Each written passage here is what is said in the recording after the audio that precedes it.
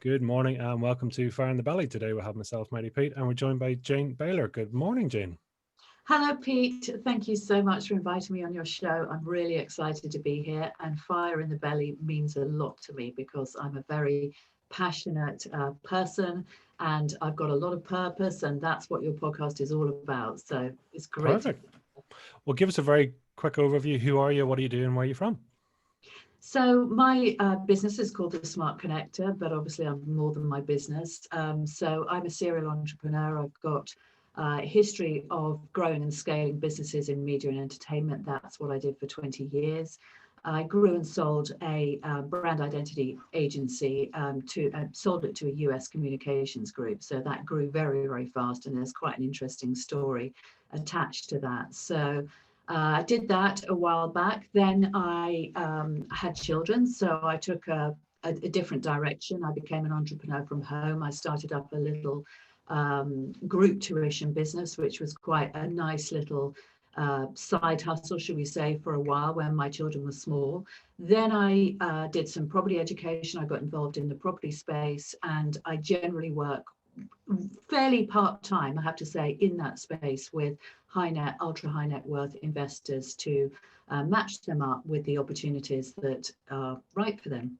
So that's basically my history. And right at the moment, I'm working on the most exciting project, which by the time this episode is out, probably will have launched, which is my Leader They Love accelerator program, which is designed to help entrepreneurs explode their business growth very, very fast and get the clients that they've always wanted and they deserve. Wow, I love that. I mean, what a fantastic thing to be going into, a new year with as well. And that's, I mean, Yeah. is this bringing together all your knowledge and really sort of supporting people out there? Yes, absolutely. I mean, obviously, with my history, business growth was something that I specialized in for 20 years. So I was a high-level business developer. I worked for a lot of major advertising agencies, global advertising agencies like Young and Rubicam, television companies like Fox Television, and so on. So I kind of straddled advertising and television. And then it all kind of came together when as I said, I became MD of this brand identity agency. Well, it wasn't a brand identity agency when I started, it was a design agency, but we repositioned it into brand identity, went global, and the business grew from 1 to 6 million in really just over a year. And we sold it the following year to a US communications group called Interpublic. So I really know how to just how to grow businesses very, very fast. But the missing piece, and this was something that I now incorporate into my programs and also my marketing consultancy work, is really the incredible power of marketing automation and digital technology. And also, of course, the core messaging and the copywriting skills, which actually highlight what you do in the market and really sort of put the signal out to your ideal clients and say, hello, this is me and this is how I'm going to help you in a way that nobody else, none of my competitors can. So that's really what it's all about. Oh, wow. Just break that down for us then. I mean, you talk about, brand identity for one, and then marketing automation. Yeah. What does that mean? Right. So there are obviously two distinct areas. So brand identity, and I was actually having a conversation with a guy on my podcast last night about this. Brand identity, what he said, which I thought was a great definition, is what people say about you when you're not in the room. So that's a good way of thinking about it. So a lot of people think, well, branding is about the gloss, it's about the wrapping, and it's not. It's actually it's something that is also a behavioral thing. It's to do with customer experience. It's very, very, very much to do with reputation. It's what people, as James said, what people say about you when you're not in the room.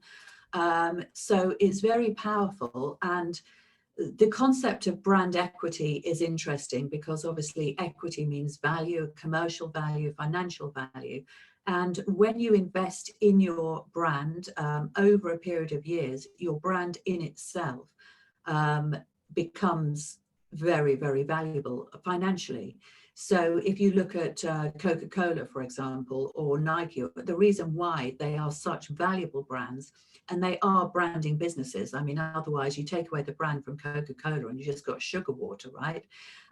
It doesn't really taste very nice and fizzes on your tongue, right? But it's the brand really that makes Coca-Cola, and the fact that they've invested in that for over a decade now, very, very significantly. They pump millions and millions and millions every single year into that Coca-Cola brand. It means that they have a lot of brand equity, but brand equity comes from investment. So I guess there's all sorts of different aspects of brand. There's brand identity, there's brand value, there's brand equity. You can break it down in all. There's brand expression, which is obviously how the brand looks. So you can break it down into all sorts of different areas that all come under the umbrella heading, shall we say, of brand. So that's brand. Digital and automated marketing is something different. So that is really the technology that delivers the brand, shall we say.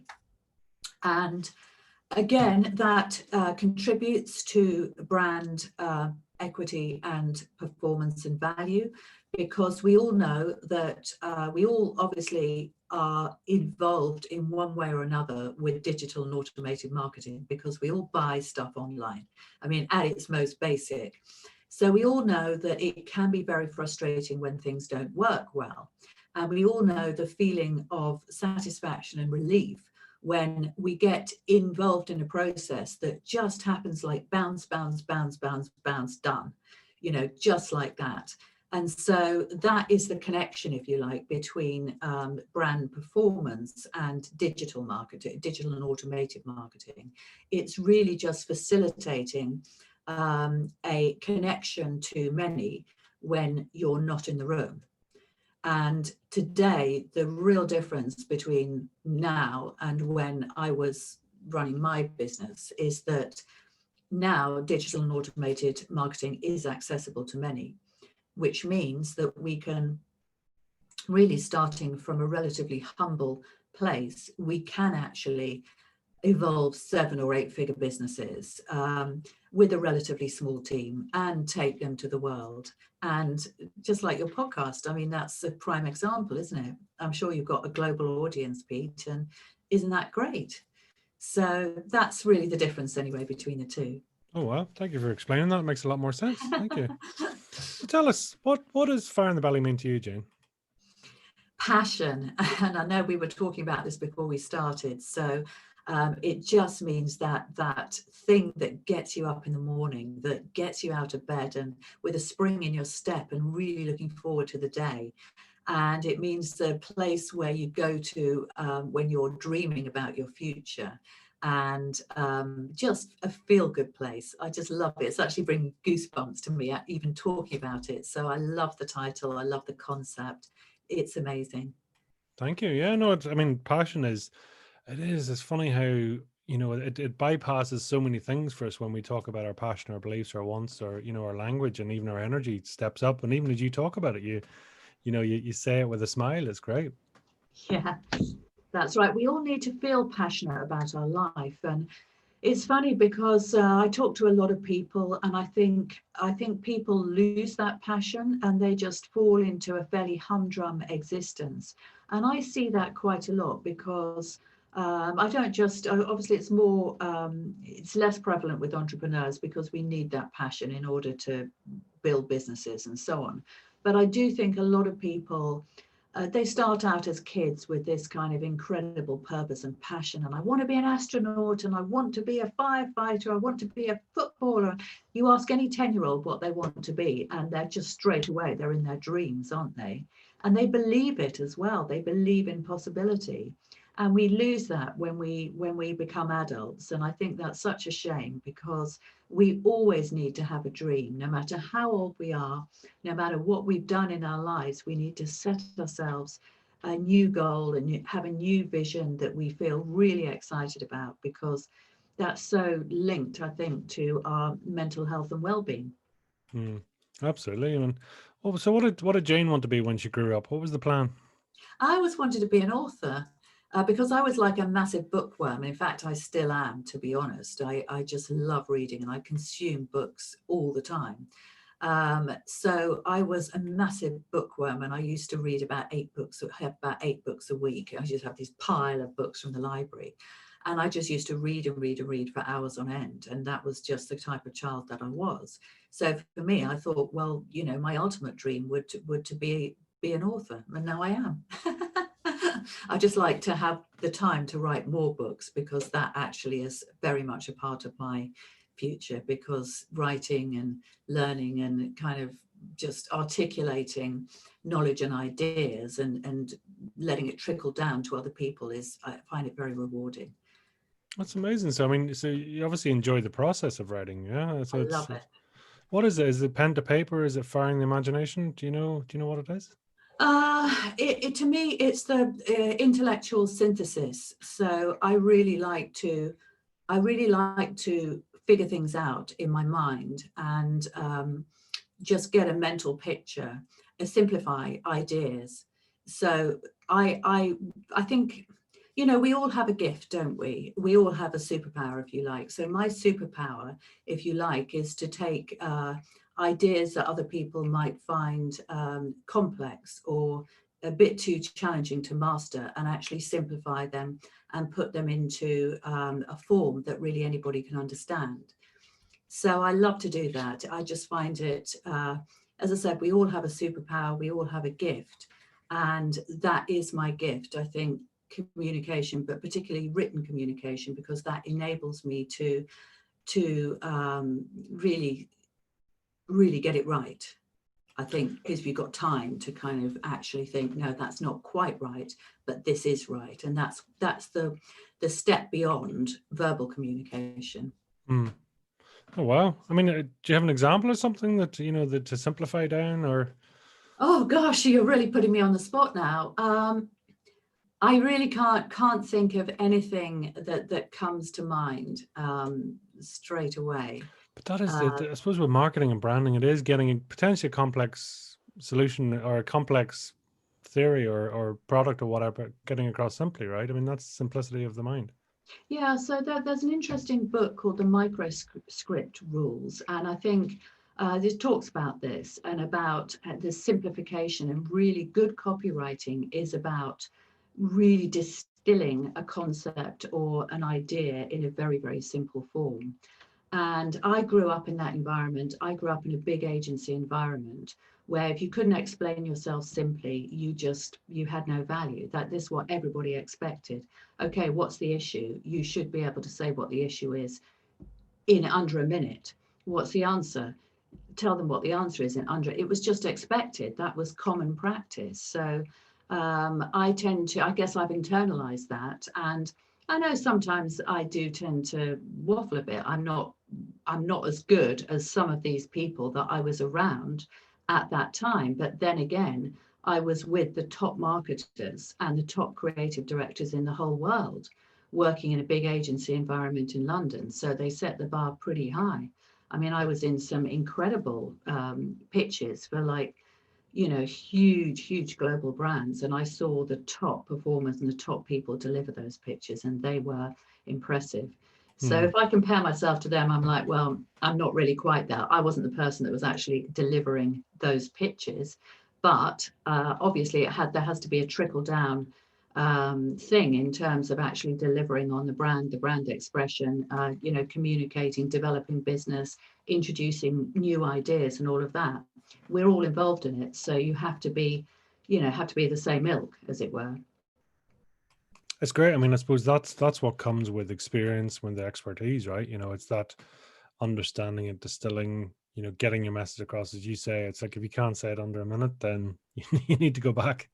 Yes, exactly. And ideally, I think this is very important. Everybody needs an elevator pitch, or they need to have a brand promise that people understand. So what is the transformation that they're going to create for others? Because we're all essentially looking for we're looking for progress in our lives. And so when we come across other people, the one mistake that people make is they think or they assume that other people are actually interested in them. And that may come, but in a marketing environment, and a business environment, what people are interested in is what you can do for them.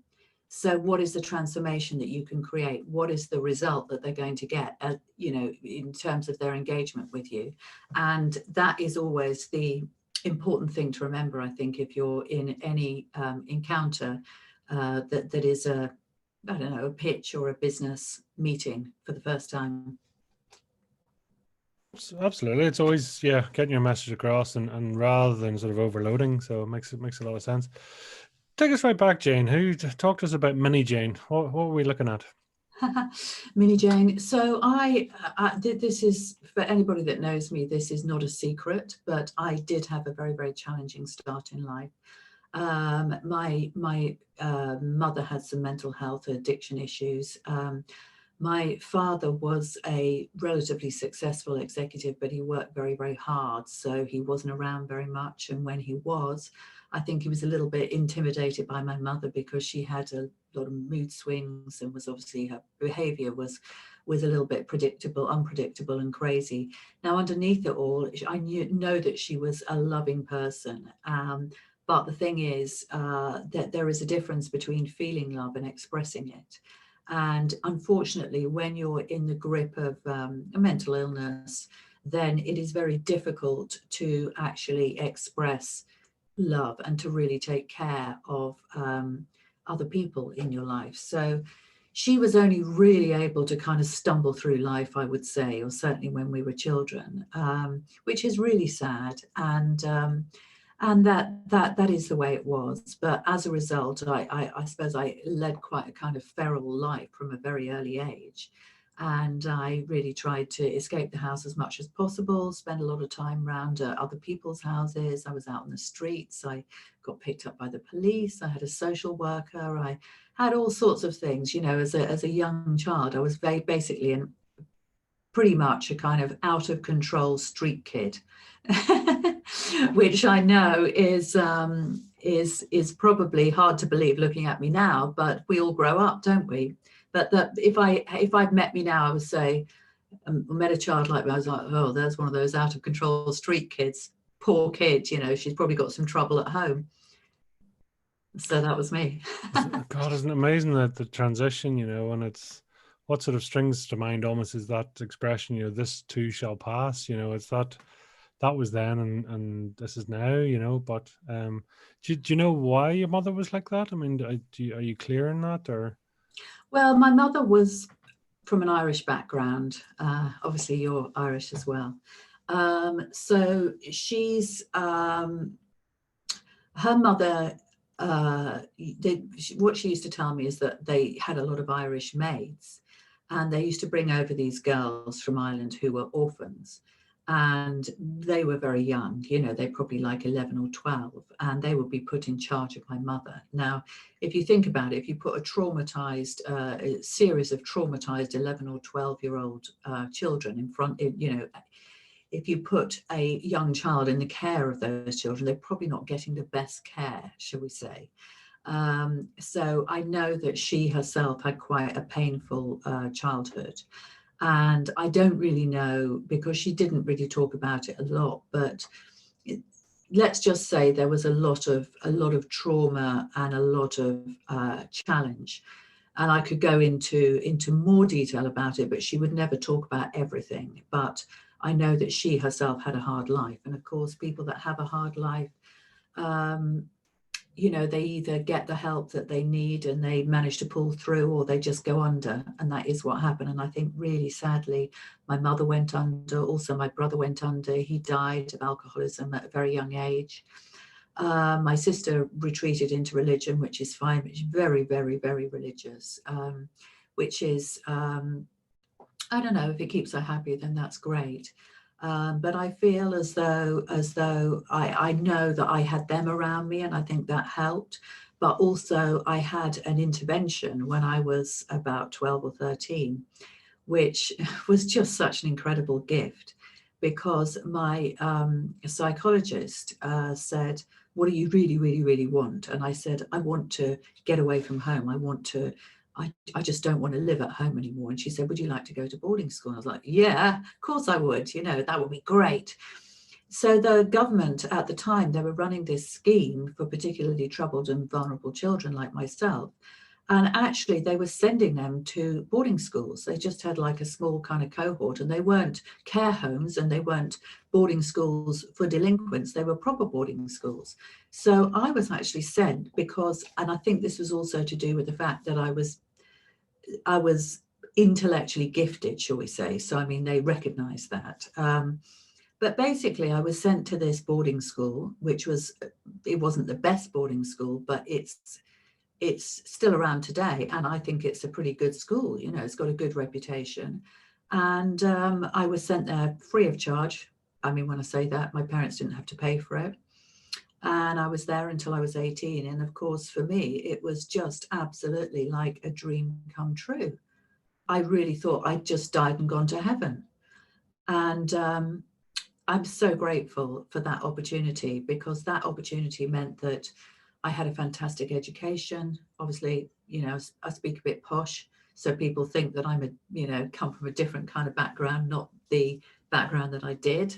Although, even actually, I have to say, I did go to a private school because my father was a finance director. So, I mean, you know, materially, it wasn't as if there was poverty. It's just, you know, there was emotional difficulties. So, I had a really, really good education, and I'm very, very grateful for that. And the people that I met, the adults that I met at the boarding school, obviously there was a whole different range of people, as there always are.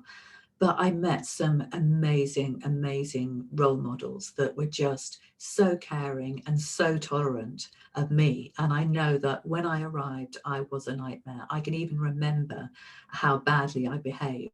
And I was just looking back, I'm like, oh, I really, really put them through the ringer. And they were so patient and so loving. And that was the transformation and the breakthrough that I needed.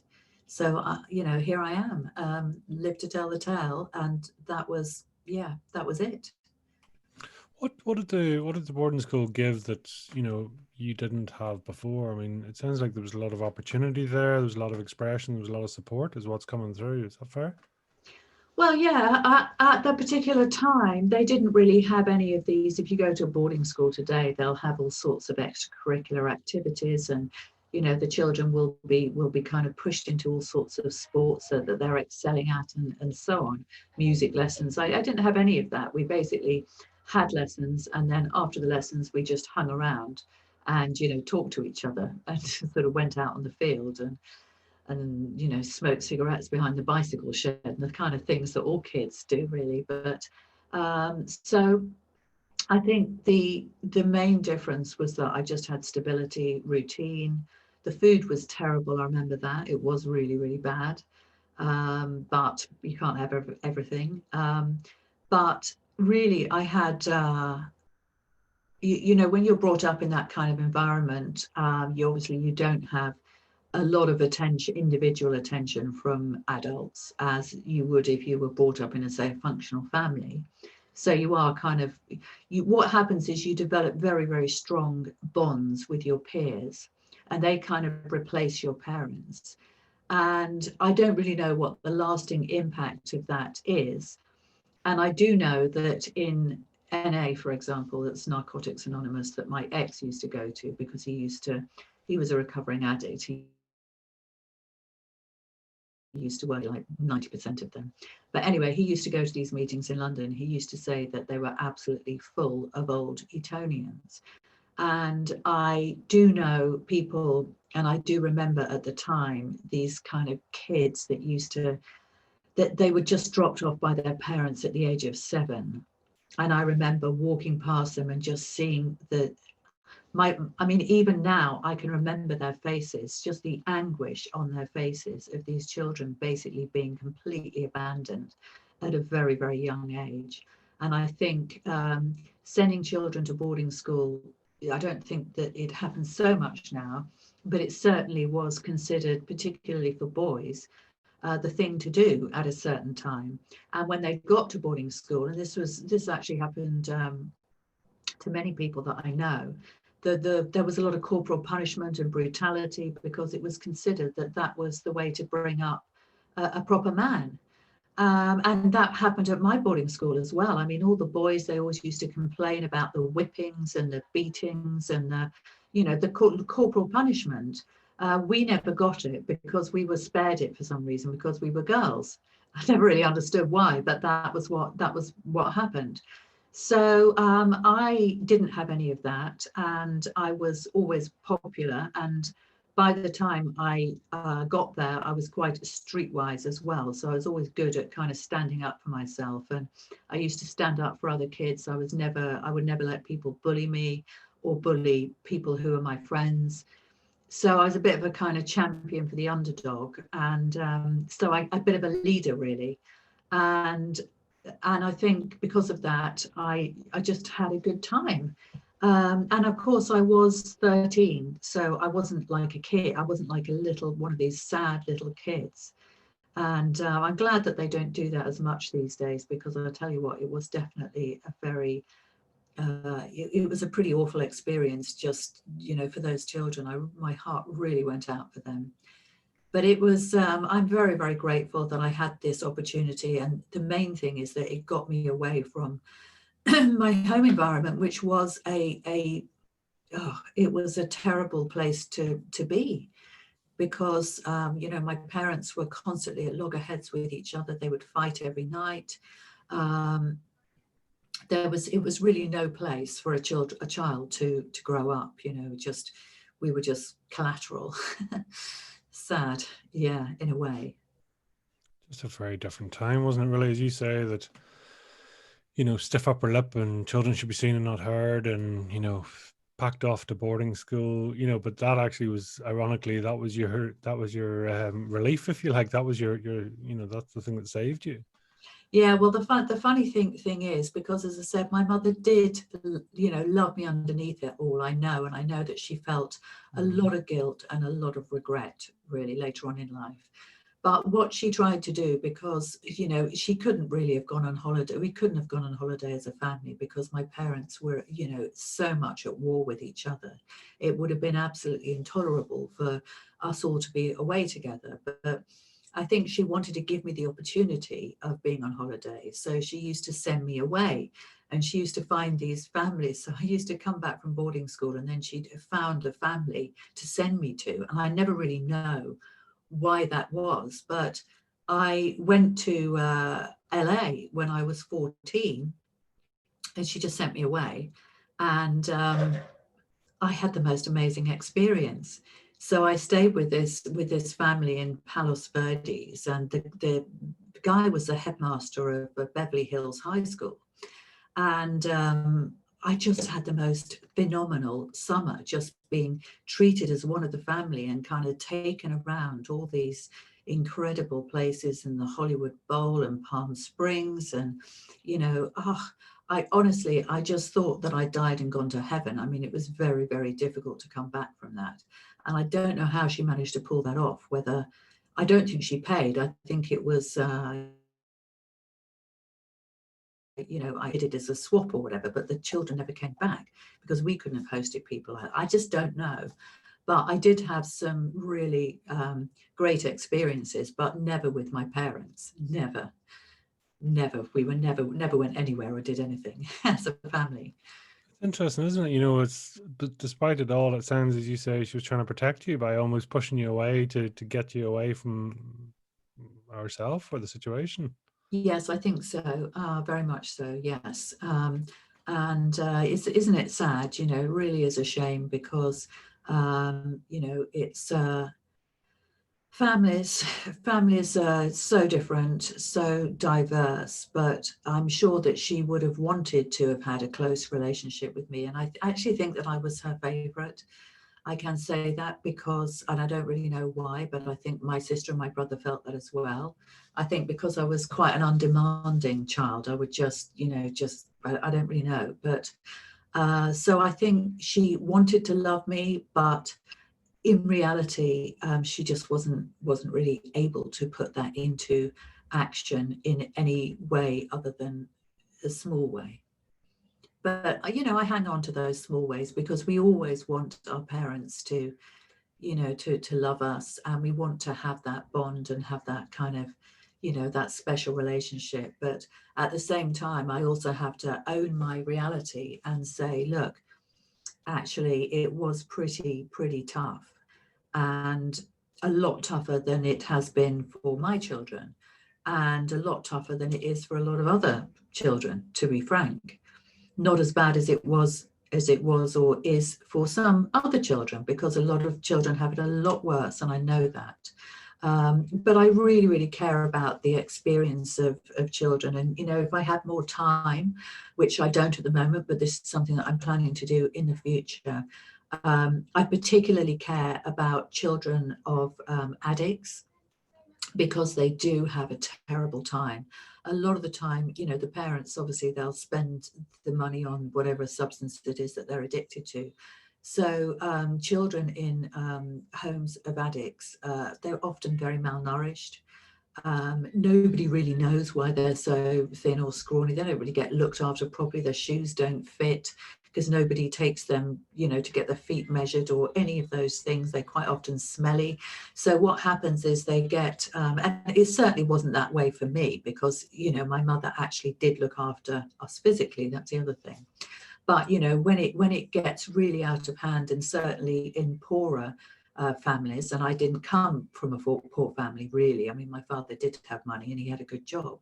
But there are plenty of children living in the world today and in the UK who are living in atrocious circumstances with parents who are addicts, and they don't have enough food and they don't have adequate clothing, and they go to school, and because they are misfits, they get bullied at school. And, you know, those are the children that I really care about. So, you know, a few years down the line, when I've made my fortune and written my books, and then I'm going to help those children. What would you I mean, what would you say to yourself, or what would you do different for yourself if you were able to go back and have a chat with you? Ah, that's an interesting question, Pete. So I think I would say hang on in there. It will get better, for starters. You're not alone. That is the thing, because I spent my entire childhood feeling alone. And this is the thing that I realized with force a few years ago, when everything came crashing down for me. And I know that we talked about this before, but basically all sorts of things kind of happened very quickly all together. So I was diagnosed with cancer and nearly lost my life. It was quite bad.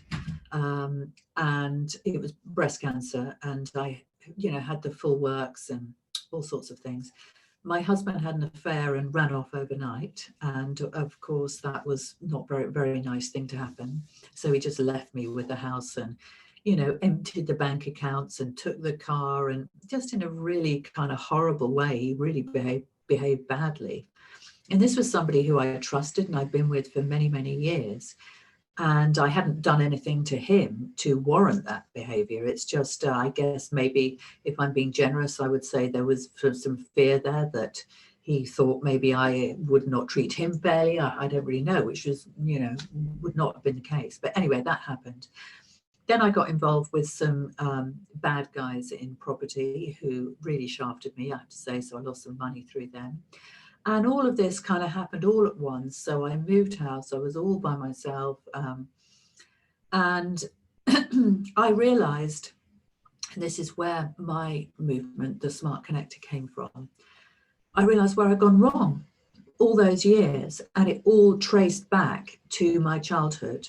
And I remember very precisely the moment when I decided that I was all alone in the world, and that was the belief that I carried throughout my childhood, right up until that point. And that was all those things that happened were a result of that belief that I am alone in the world. And what happened is I used to have to go home at boarding school some weekends and obviously during the holidays. And my sister, who was quite a lot older than me, was a social worker in London, and she used to come and visit me sometimes. And so I remember one night I was just feeling really distressed about the thought of having to go home, and it just been gnawing at me all day. And I just been thinking, I just can't face it. I just can't face it. I can't go home. So I couldn't sleep. And then I got up, and it was probably about midnight or something. And I kind of crept down the corridor and down the stairs, this phone box at the end of the corridor. And I called my sister, and she's like, Jane, you know, why are you calling me this time of night? I said, I can't go home. I need you to come and get me. I can't do it anymore. And she said, Jane, I can't look after you. I can only look after myself. Then my money ran out. This is before the era of mobile phones, and the phone went dead. And at that time, I remember very precisely this thought of, I can't rely on anybody else but myself. I am alone. I am alone in this world, and the only person that is going to make a difference to me is me. And you might think, well, yeah, maybe that's right, you know, because at the end of the day, you know, you live and you die alone. But that thought, what it did is it destroyed the truth that underlies humanity, which is that we are all connected. And if you go all the way back through history and you go to the ancient philosophers, you even go to the Bible, you go to any wise person, they will all make reference to the fact that we are all one. At a cellular level, we're all connected to one another. We're all connected to the universal force, whatever that is. We're connected to nature, to the birds, the bees, you know, everything in life at a cellular level is all one. So if we break off and we say we are alone, if we tell ourselves repeatedly, I'm alone, no one's going to come to my rescue, it's only me that can make a difference to my life, then you are cutting yourself off from the source of power. I know it's getting a bit deep, but it took all of those things to happen to me, and literally decades of challenge and pain and struggle, and obviously triumphs as well, because I had a lot of success in my career. But when I really reached rock bottom, I actually realized the truth. And that is why I'm so passionate about the topic of connection. And obviously my book, The Smart Connector, that's a start, if you like, because that is about the subject of connection in the entrepreneurial context, and why people need to come before profit in business for businesses to be the most successful versions of themselves. But it actually goes so much deeper, and that's why, yeah, ultimately I want to take that message to the world, to make people understand that they aren't alone in this world, and that there is always resource for them in abundance, as long as they accept that. And if they don't accept it, and this is very, very common with what I call ACOAs, adult child of alcoholics, it is our character trait to believe we're all high achievers, we're all overachievers, really, and we take on too much responsibility because we have that belief. We grew up with this belief because nobody looked after us. You know, nobody actually, we didn't have that nurturing presence in our lives. And you know, it's something that it's difficult to be an ACOA and be the most powerful version of yourself, because it is a bit like kind of carrying a sack of stones on your back and, you know, climbing a mountain, because you know, we didn't have a great start in life. But that's why the connection thing is so powerful and so important, because it's everything. It's people. It's only people that can lift us higher. And we have to learn to reach out. We have to learn to engage with people and to ask for the help and the support that we need, and to be able to also eliminate the users, because you know, people like us, we are more prone to exploitation, and you know, because we have got a bit of a missing link, if you like. I hope that makes sense. It's getting a bit deep, isn't it? But I think people find these things interesting, don't they? What really makes Absolutely. people tick. I mean, it's put it in this. I mean, it almost, in some ways, at times there, it comes across, it's like almost the world v Jane, it's and I mean, did you ever sort of think, God, is it really worth it, for the amount of uphill battle, or are you just genetically different? Is that? Well, I'm a bit of a scrapper, should we say? I mean, I always think of myself as I guess it's part of my identity, really. I always think of myself as kind of a bit like the playground scrapper, because I had a younger brother that I used to have to look after, because poor guy, he was, as I said, he went to this school where he was relentlessly tormented, and that there was all that corporal punishment because he was at one of these very harsh kind of private boys' schools as well, where they thought that was how you made a boy into a man. So he had a terrible, terrible time, really, as a small child. So I always had to kind of look after him, stand up for him, go, and he was so cowed that he used to get bullied. So I used to have to go and, stand up to the neighborhood bullies. And then, as I said, when I went to school, then I saw the same kids, the same kids who were a little bit clueless, a little bit different. And I recognized that they needed my help, really. So I love to, it's one of my hobbies in a way. I do love to stand up to bullies. And when I'm standing in my strength and my power, then I love to push back. And so I am not by nature the kind of person that will give up. I would not give in to despair to the point where I would want to kill myself, or it just doesn't go with my nature. I'm a fighter, and that's a very important part of my identity, and I will never ever stop fighting. And I think that's the thing that made me overcome the cancer, and really, although I had it very badly, I didn't give in. I just fought, and today, I'm cancer free. That's 9 years later. Never ever had a relapse, and I don't really know, where that spirit of survival comes from. But my father's actually very resilient. He's 96. Can you believe? Still going strong. And yeah, I think he's a little bit like that as well, in a way. I mean, he came from really the slums of Liverpool. His father left school at 11. He left school at 14. He didn't have very much at all. He had nothing, we were working class. And he became a finance director of a PLC with a disability because he was also deaf. So I think you've got to admire that, really. I mean,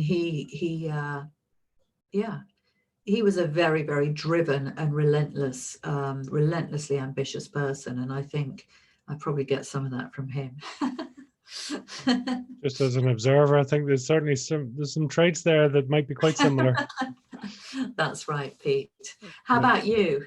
I'm interested to hear about your background, because you've asked me a lot of questions about mine. Tell me about yours. Mine's, it's different in many ways. It's different.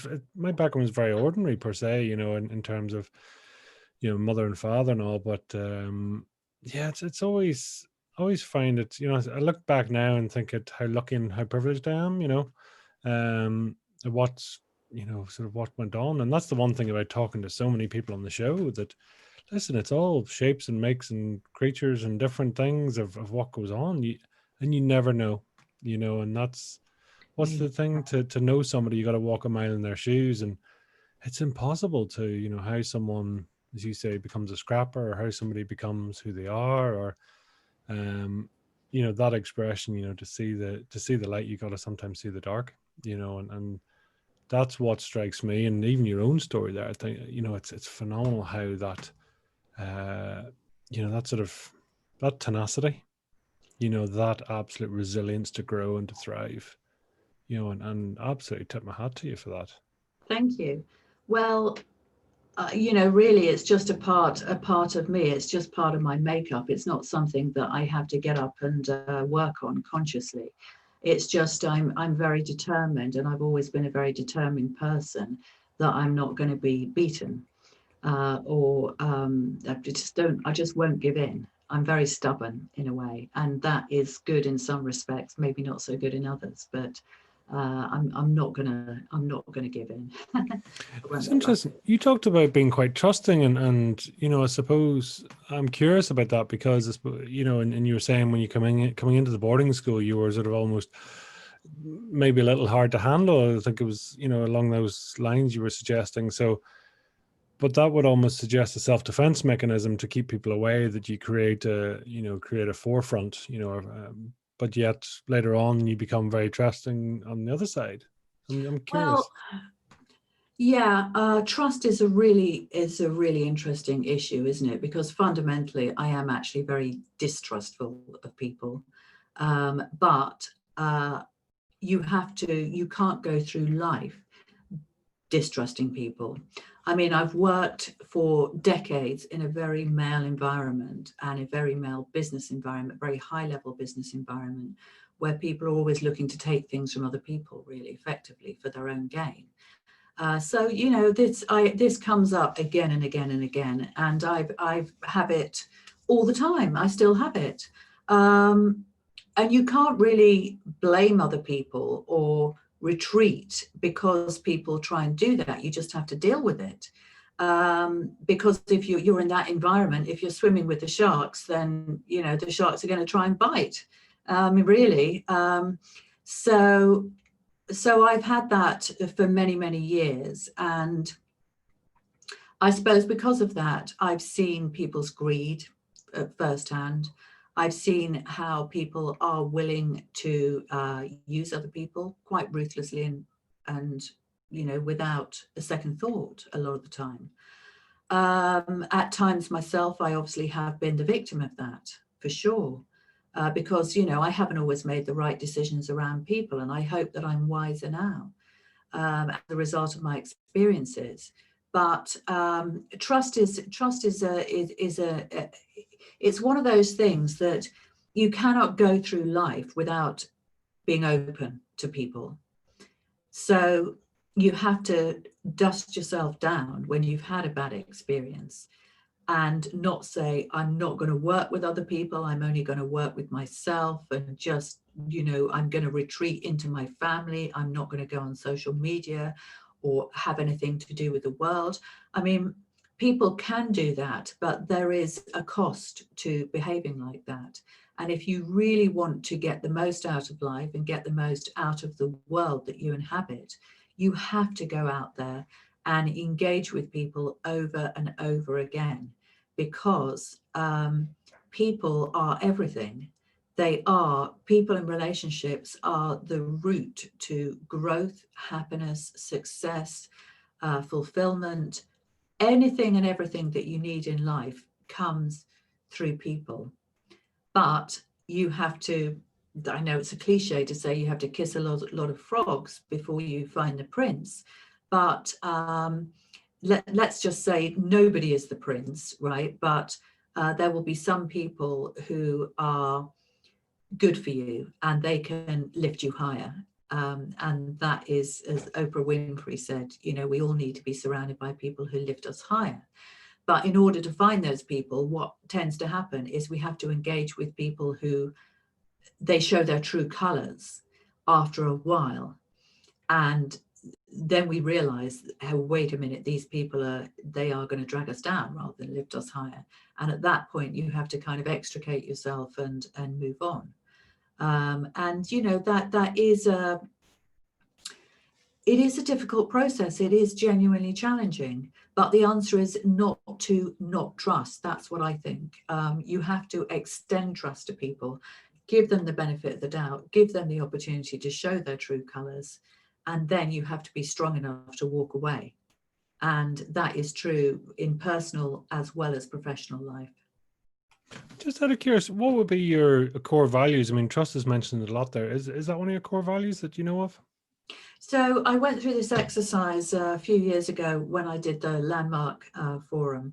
And it was funny, they just came, we'd just been sitting there and they said, right, now it's time to establish your three values. So what you've got to do, you've got like about 2 minutes to think about what matters to you most, think about 3 words, and then you just walk around the room and tell everybody what those 3 words are. So funnily enough, I just wrote down love, courage, and truth. Now, love was actually high on a lot of people's list, but not many people had courage and truth. Some people had freedom. They had all sorts of things. But I live my life by love, courage, and truth. And what that means is that it's kind of like a North Star if you have those values. So everything that I do, I try to do in a loving way. So I try not to hurt people unnecessarily. I try to be a good person and to enhance their lives. So that's love. Courage, basically, well, I mean, hopefully you've heard that I am a courageous person. I stand up for people who are weaker than myself, because I'm a very strong person, you know, because I've been through a lot and I've come out the other side, and I've been through a lot of things that a lot of other people haven't. So I have a lot of courage. And that is very much a kind of, I like to say the unsayable um, as well, you know, so that comes from courage, you know, the things that other people are frightened to say or do, I will do them if I think they're the right thing to do. And so I like to be a leader in that respect. And then truth, I'm obsessed with truth, because the thing about growing up in a family of addiction is that it's lies. You grow up with lies. You know, you're expected to accept lies, even though you know, I mean, it's called the elephant in the room. You know, in recovery circles, but the idea that everybody is not supposed to mention what the real problem is.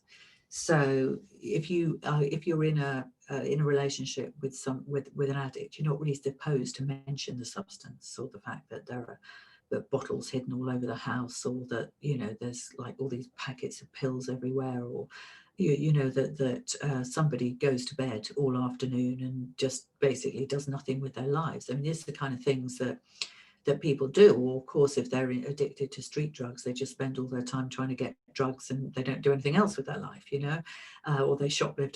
The one thing you're not supposed to mention is the real problem. So I grew up in an environment of phenomenal lies. So I cannot stand lies, and the truth to me matters more than anything. So I always like to tell the truth. Obviously, this is a very truthful interview.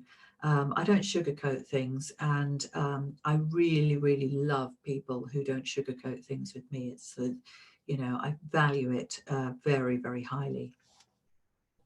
Makes sense though, doesn't it? I mean, especially when you've had so many variables, so many hidden messages, you know, you talked about arguments going on in the home and things like that, and it's just going, just tell me it straight, because it cuts through so much stuff, right? Yes, but of course you can't really have that in a home where there's an active addiction going on. The truth only really comes in if that the addict goes into recovery, because they're in denial, you see, and they maintain that denial by everybody else being in denial also around them, kind of developing these dysfunctional you know, family patterns. So for example, it's quite common in some you know, addicted homes, for example, for the children to actually take on the parental role. So, for example, I would say that, you know, I did my best with my brother, my sister, because she was older than me. It was very confusing. I felt like she was my mother, not my sister, because she was the only one that did the kind of things that a mother would do, like come and visit me when I was at boarding school, and you know, take me out and ask me if I was okay. Um, so I only had like crumbs, because obviously she was only my sister. But what tends to happen is that children in those kind of environments, quite often they end up looking after the parent, because the parent isn't really capable of looking after themselves, let alone them. So it's all, if you actually confronted all of those lies, the whole family system would fall apart. So that's why it's important really to maintain those lies. But it's crazy making, you know, it really is. And yeah, it's one of those reasons why a lot of ACOA, should we say, when they're adults, you know, they have to get support, and they have to they have to have people who are around them who are actually saying, no, this isn't you, you're not crazy, this really is the truth. And again, that is what connection is all about. You have to have people who are on your side and say, you know what, yeah, actually, this really is happening. It's not just you, it's not just your crazy head all over again.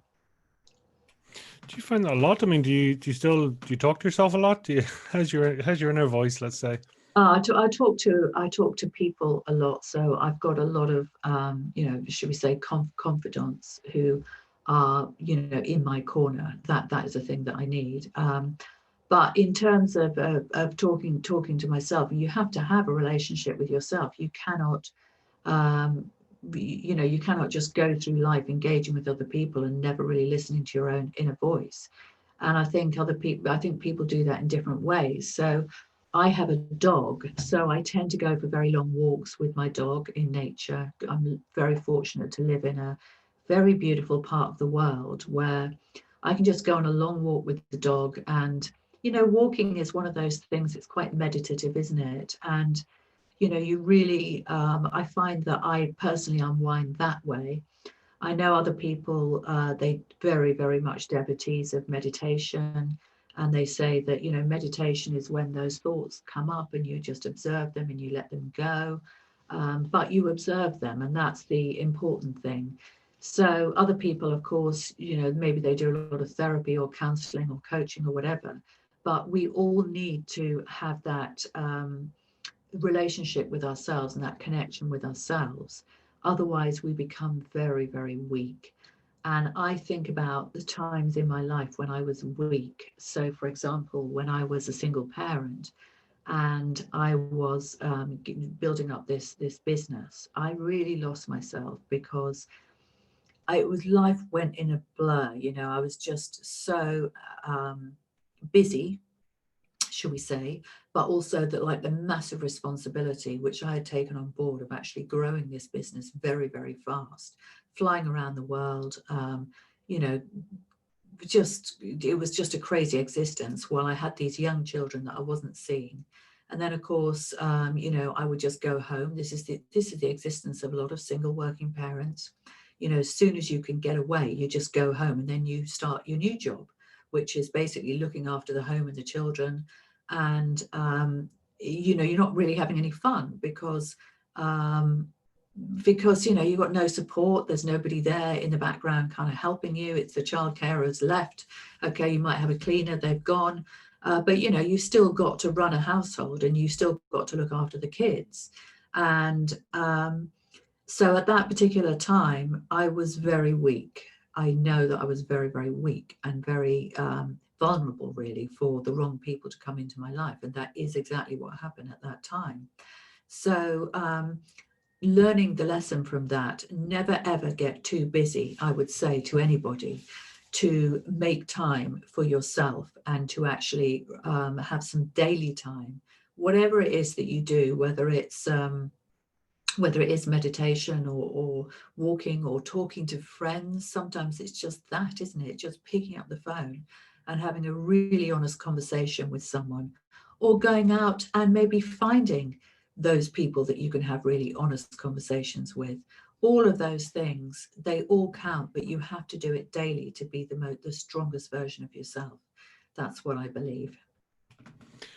Are there, I mean, you talked about versions of yourself there. I mean, are you who you want to be? Are you able to express yourself for you, or is there a bit of a gap there, do you think?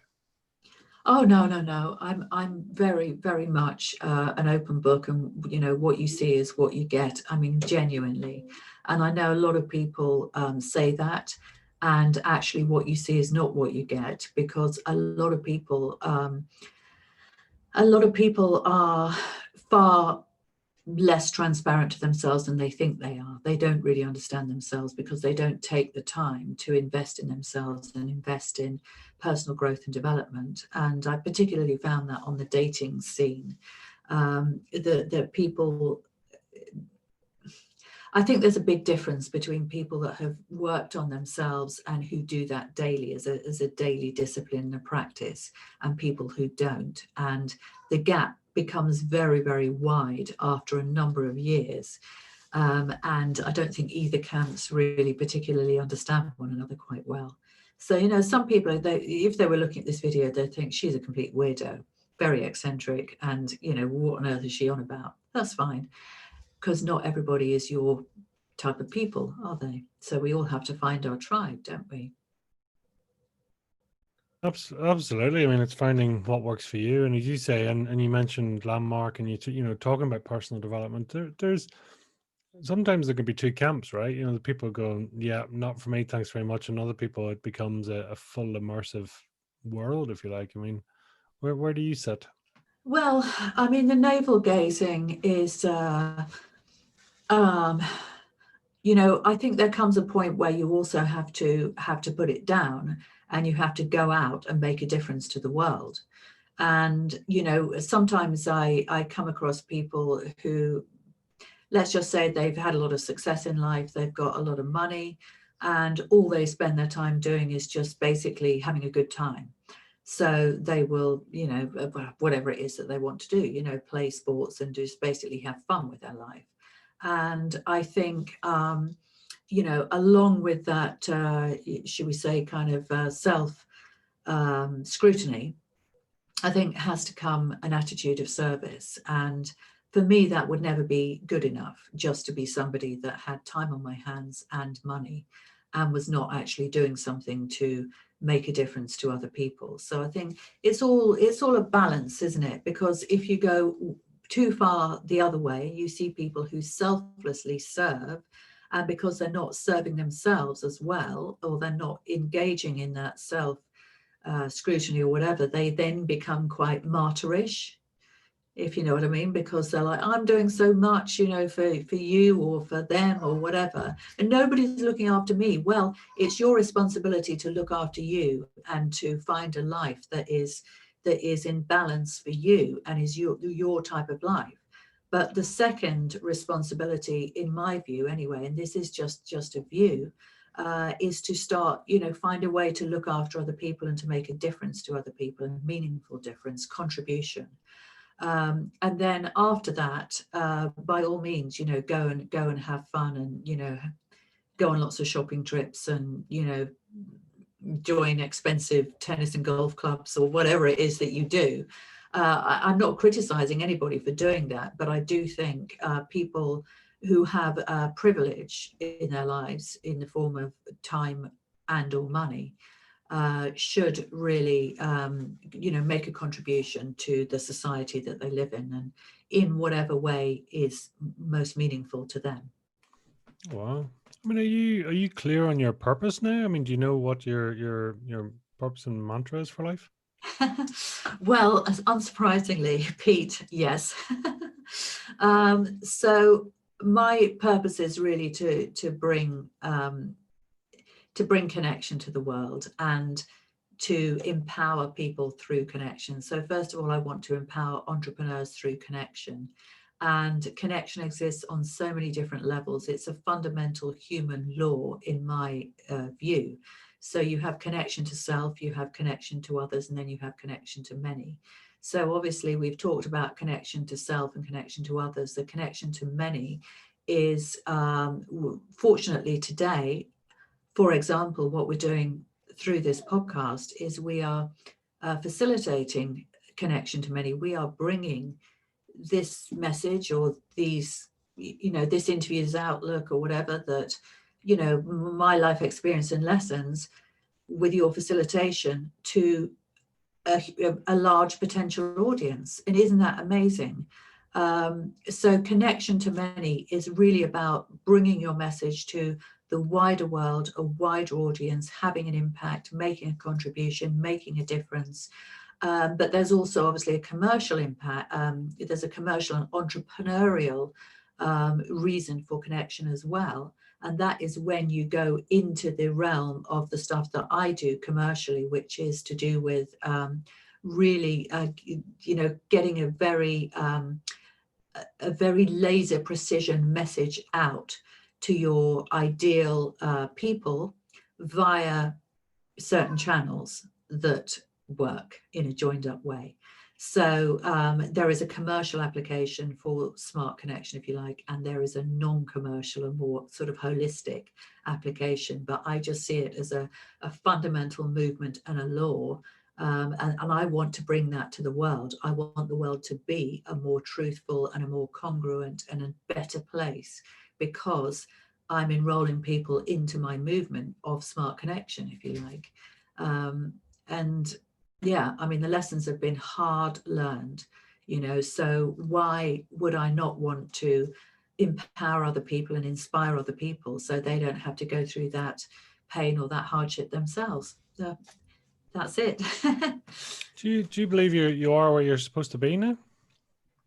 Definitely, definitely. I don't think I've ever been in a better place in my life. The only thing that I would like is I would like a life partner to, you know, to join me on the journey with, and that's something that I haven't really, you know, been fortunate enough to find yet. And you know, my friends, the people that speak to me, they say, look, Jane, you know, it's not the right time really, you know, because you're so busy and you've got this you've got all of this work that you've got to do in terms of rolling out your message, your movement, your you know, programs, your commercial work, whatever. It's probably just not the right time. And when it is the right time, then the right person will appear. And so I probably, the wrong thing, if I was to advise myself, I'd probably say, Jane, you know, just stop looking, you know, that person will arrive, they will find you. But that's something that I find hard to do because I am a very relationship orientated person.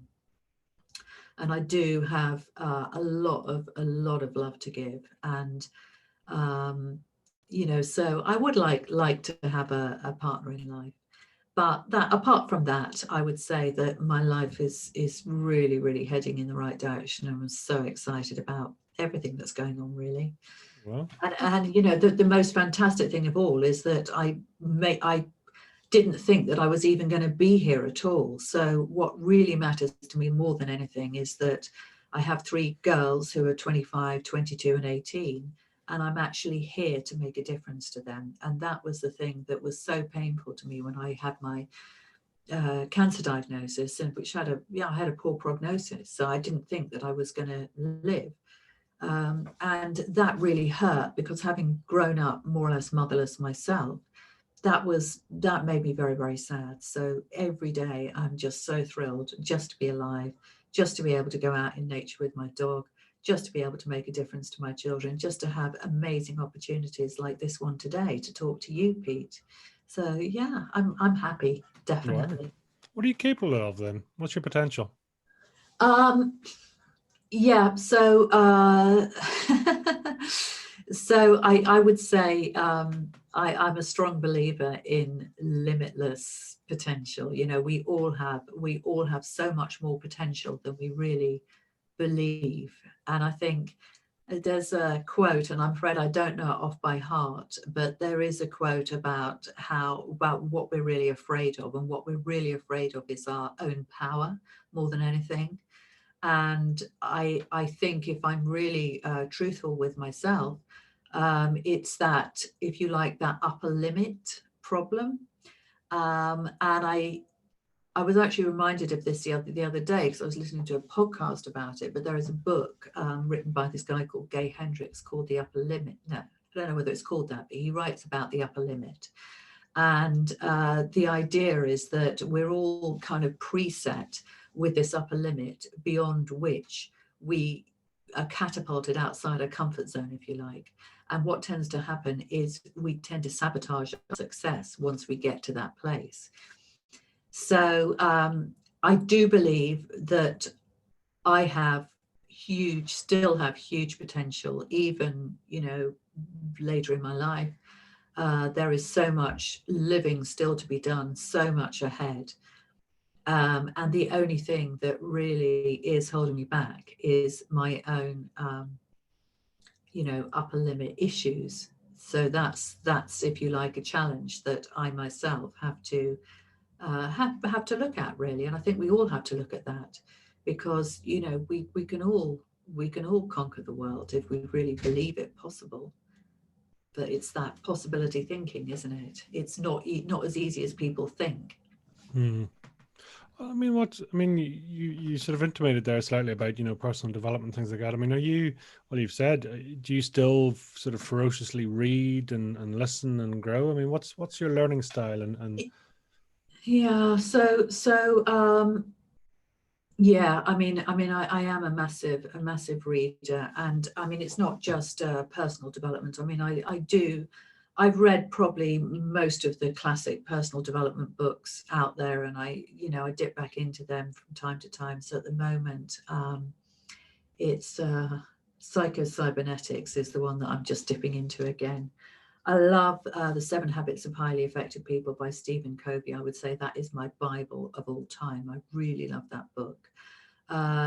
Obviously, there are some fantastic kind of younger people that I watch and I follow on YouTube. I like Jay Shetty. I like Matthew Hussey on the relationship stuff. He's incredibly wise. And you probably might not have heard of him, but he's like a kind of dating guru, but he's just a young guy who's got a lot of wisdom. I actually really like Rob Moore's stuff around personal development. He's one of my mentors, and some of the things that he said to me have really gone a long way. So he's got some wisdom. I think partly because his mentor is also John DeMartini, who I also studied under. And John DeMartini, again, his thinking and his books, and in fact, spending that weekend with him, which I did with the training, was absolutely transformational in terms of me understanding other people's motivations and actually getting some perspective on this issue of challenge and reward. Because what he asserts is that for every challenge there is a parallel benefit. And so that's a kind of interesting concept. And he also says that everybody will act according to their own values. So the key to getting along with other people is really to understand and communicate through their values. And what that is what's most important to them at any given time. So your values are neutral, they're not something that are either good or bad, they're just what's most important to you.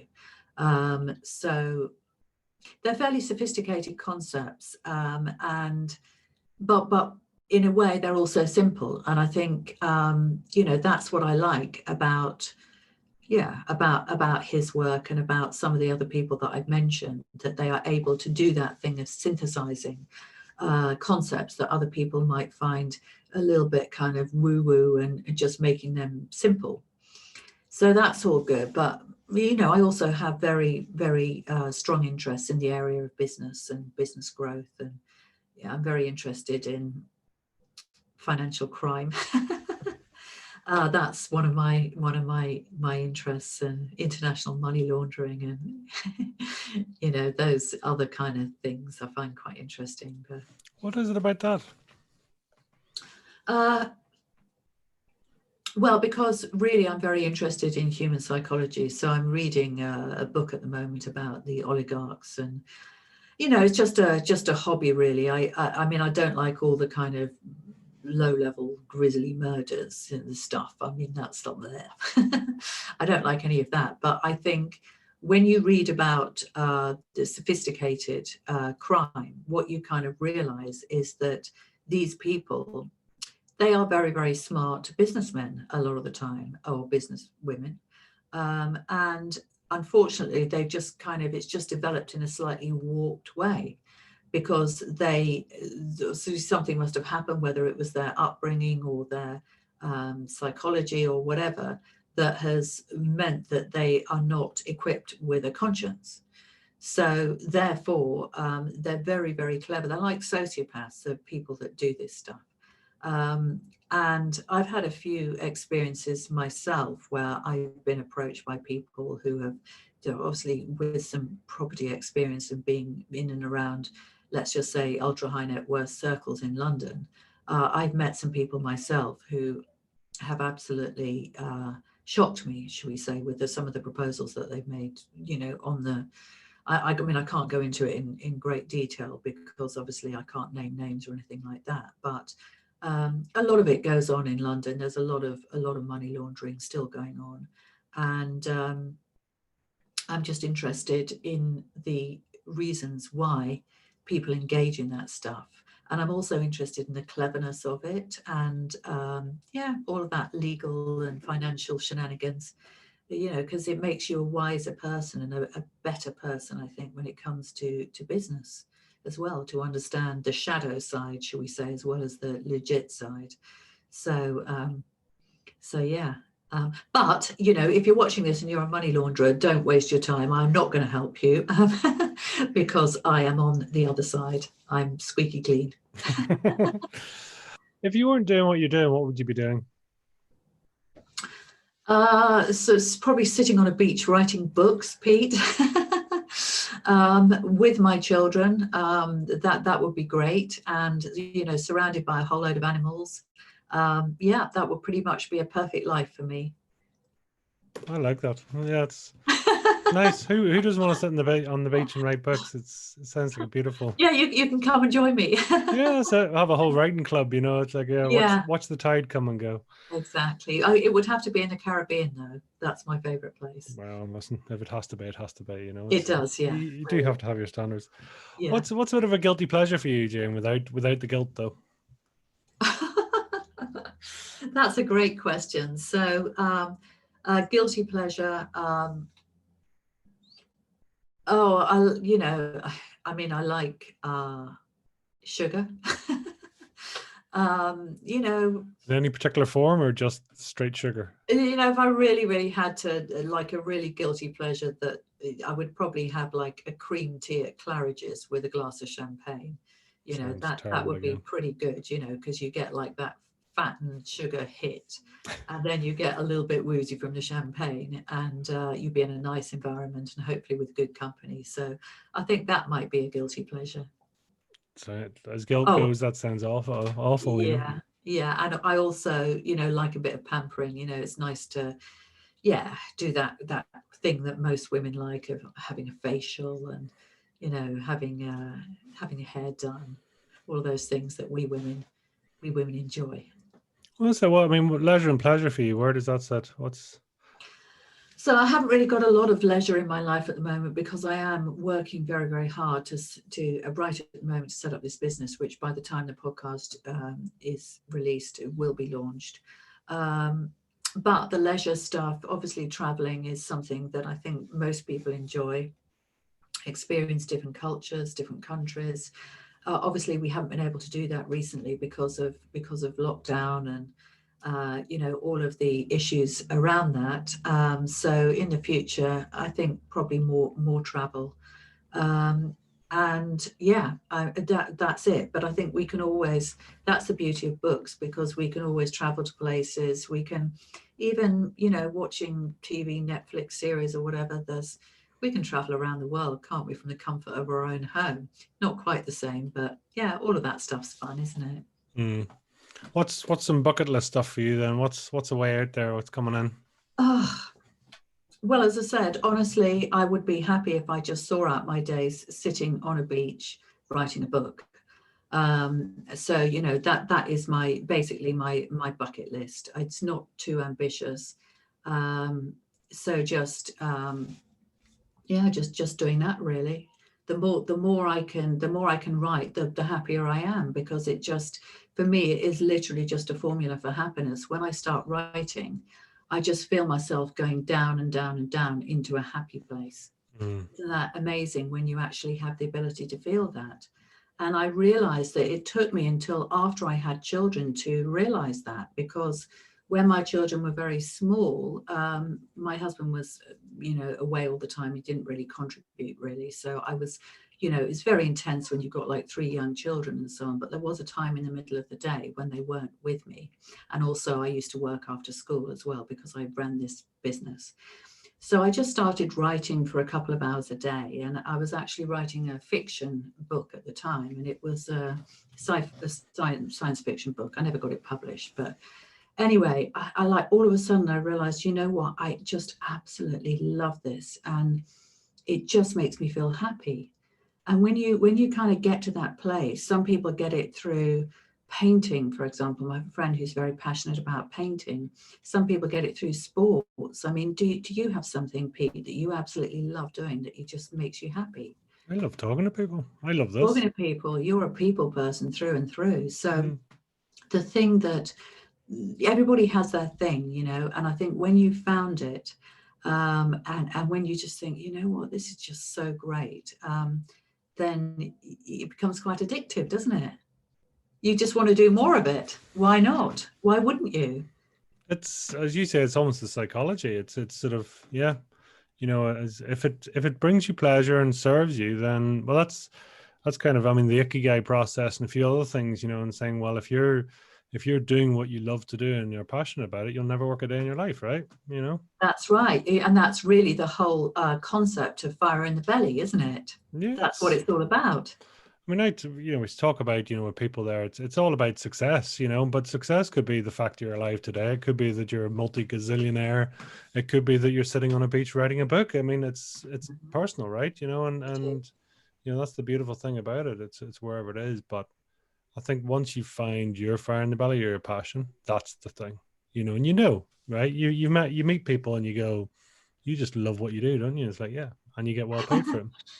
Yeah, because you carry that energy, don't you? And I think when people are living out their purpose, they become very they have a certain energy about them. Mm. And it is a happy energy. It's a fulfilled kind of energy. And you can see those people because they're just alive. They're just more alive than other people, aren't they?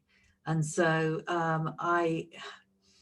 yeah, I mean, I would really I know that I'm not always in that place, but that's just real life because we all have lives to live. But I do try and find as much time as I can in the day to get down to some writing. And actually, fortunately, the work that I do now, it requires quite a lot of that. So that's all good, all good. That's awesome. Yeah, and it is down, right? Because it's interesting what one person's meditation would be, and some of the things, as you say, you're going down, down, down to your happy place. Well, that's probably what people talk about with meditation. You find the core you and who you are, and it's like, if that's your meditation, or if that's your Gaia, then great, fantastic. What better thing to be doing? Yeah, I mean the only thing about it is that it's a very cerebral thing, isn't it? And you're not really moving your body, so it has to be balanced. I mean, I don't think it's really feasible to write for like 12 hours, 8 or 12 hours a day. I think you probably 4 hours maximum, and then you just have to go out and move your body because we are physical creatures, aren't we? We need to use our physical body and get that physical energy going as well. But it's all to do with kind of having that balance, I guess. Yeah, it's well funny. I interviewed a guy, and I must admit, I was really struck. But his goal was to write 12 books in the following year. Oh, wow. And and you kind of go, okay, well, it sounds a bit heavy, That's a lot. But his thing was, so he'll always be working. And funny, Mark Victor Hansen talks about it, and someone we've had on, and he talks as you should always have several. But this chap, anyway, his motivation was saying, so every day I write 5,000 words. I work, so he works from 7 o'clock to 1 o'clock. That's his day. Mhm. He says, I write 5,000 words, I edit 10,000 words, and I read 20,000 words. He says, that is my daily discipline. Wow. And so you kind of go, because he said, by having multiple books being simply that someday might be, it might be a biography day, if you like, or not a biography or whatever. Then another day might be, so he also writes comics. He says, but it's exceptionally hard to write simply, and as you say, same with marketing there, right? It's hard to get the right, to get the right message. It's like you can say it in a couple of words what other people will say in, 2 books, if you like. So it's trying to get that across, that mix, right? Yeah. Indeed, that is the discipline of writing, and that's why I like writing, because it's very different to talking. Because with talking, you tend to skirt around a subject, you get a little bit closer, it's kind of like concentric circles and so on. With writing, it's that you have got that precision thing. So that's that's all a part of it. It's not just kind of blurting everything out. Well, not for me anyway. I like to get really precise so that I am saying something that hits other people between the eyes. So they're like, wow, yeah, that's it. That's my goal anyway for the writing, to just deliver incredible value for other people in a very simple form. Look, I'm not there yet. I've got a long way to go. But when you read the great writers, that's what they do. And I'm full of admiration for great writers. Such an amazing talent. Absolutely. I mean, where are you at in your life now? I mean, would you say, do you love yourself? Do you like yourself? Value yourself? Oh yeah, yeah. Without sounding too conceited, I do like myself, because to not dislike yourself it's torturous, isn't it? I mean, how can I know that I see this with a lot of younger people, and I even see it with my girls, because obviously they haven't built up the kind of defenses or the resilience or the robustness or that, you know, perhaps older people have. But the whole Instagram generation is very, very punishing. You know, when I think about myself, when I was my 18-year-old daughter's age, I never used to wear makeup. I just used to walk around in dungarees and a t-shirt. You know, I really didn't care, actually, and a denim jacket. And, you know, I probably looked like a bit of a tramp if you drop me in amongst the perfectly groomed 18-year-olds these days. I didn't have my nails done. I mean, I used to, you know, wear kind of black nail varnish that was probably chipped most of the time. But I mean, you know, it was all very, very, it was very, very much not about that. And these days, the expectation and the pressure, I think, for particularly young women is just insane. You know, they feel as though they have to have all the fake lashes and the fake tan and the nails done. And the expense, you know, that they are, because they're relentlessly targeted by all these cosmetic companies and the Kylie kits. And I mean, you know, all of that stuff. And they don't know, for example, that Topshop makeup is made by MAC. So, you know, you can choose to pay 10 times the amount for a MAC eyeliner as you can for a Topshop eyeliner. Really, they're exactly the same. They're made in the same factory. It's just the same, exactly the same, different packaging. You know, it's the brand that you're paying for. And they don't really understand any of that. So they feel as though they've got to have all of this money to buy all of these items. If they don't have all of these items, that they're going to be unacceptable. And of course, having got three young girls and seen them go through this, I've seen these pressures increase and increase and increase.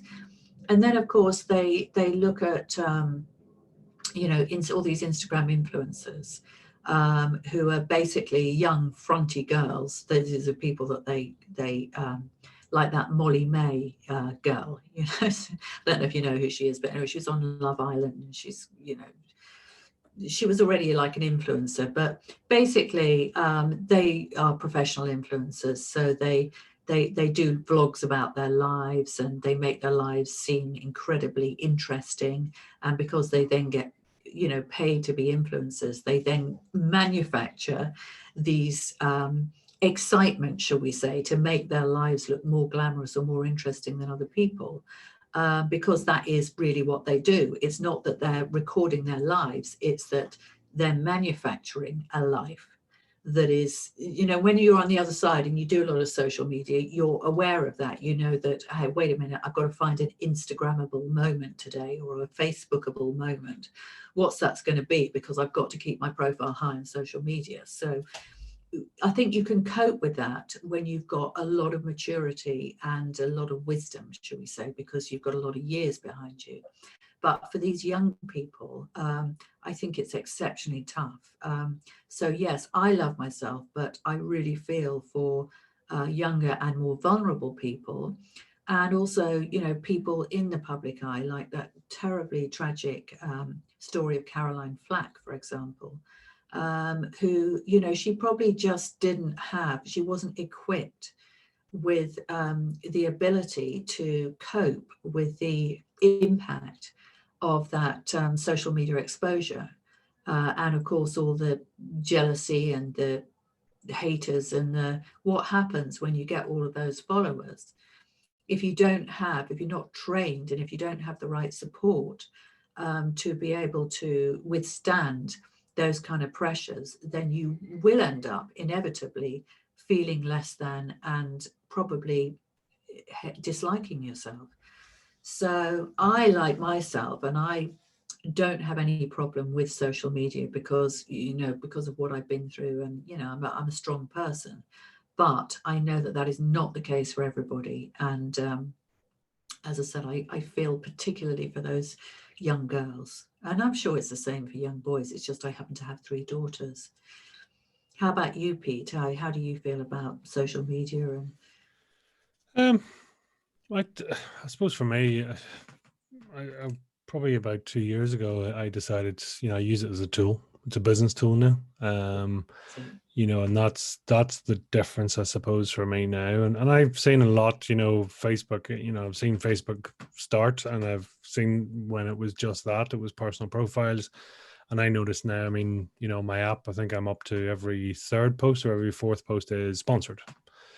So I can really see the ratcheting up, the monetization, the scaling, that. I think it's sort of the more it speeds up, the slower I get. I'm sort of getting my head around Instagram and all that. But listen, it's a tool, right? So I find this technology is fantastic. yeah. But like I say, for me, again, as age goes on and all the rest, and funny, I had a mentee call this morning, and we're just talking about literally, switching off.